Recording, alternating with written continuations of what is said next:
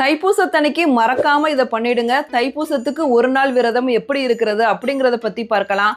பூசம் நட்சத்திரம் வர February 1 ஞாயிற்றுக்கிழமை வர இருக்கு. அன்னைக்கு அதிகாலையில எந்திரிச்சு குளிச்சுட்டு சாமி எடுத்த பூக்களால அழகா அலங்காரம் பண்ணிடுங்க. முருகப்பெருமானுக்கு செவ்வரளி ரொம்ப ரொம்ப உகந்தது. அதுக்கப்புறம் முருகப்பெருமானுக்கு ஏதாவது ஒரு நெய்வேத்தியம் படைக்கணும். தேன் திணைமாவு ரொம்ப சிறப்பானது. இல்லை எங்களுக்கு அது கிடைக்கல அப்படின்னா சர்க்கரை பொங்கல், பாயசம், பால் பழம் இதுல ஏதாவது ஒன்றை நெய்வேத்தியமா படைச்சிட்டு விளக்கேற்றி வைத்துட்டு முருகப்பெருமான மனதார பிரார்த்தனை பண்ணிட்டு உங்களோட விரதத்தை ஸ்டார்ட் பண்ணுங்க. அதுக்கப்புறம் அன்னைக்கு ரொம்ப ரொம்ப முக்கியமானது வேல் வழிபாடு. தைப்பூசத்தன்னைக்கு தான் முருகப்பெருமான் தன் தாயான பார்வதி தேவி கிட்ட இருந்து சக்தி வேளான ஞான வேலை வாங்கினாங்க. அதனால அன்னைக்கு வேல் வழிபாடு பண்றது ரொம்ப ரொம்ப சக்தி வாய்ந்தது. வேல் வேறு வேலன் வேறு அல்ல. அதனால வேல் வழிபாடு கட்டாயம் பண்ணுங்க. உங்க வீட்டுல இருக்க வேலுக்கு பால், இளநீர், சந்தனம் அப்படின்னு சொல்லிட்டு உங்களுக்கு எது கிடைக்குதோ அதை வச்சு அபிஷேகம் பண்ணிட்டு வேல் வழிபாடு பண்ணுங்க.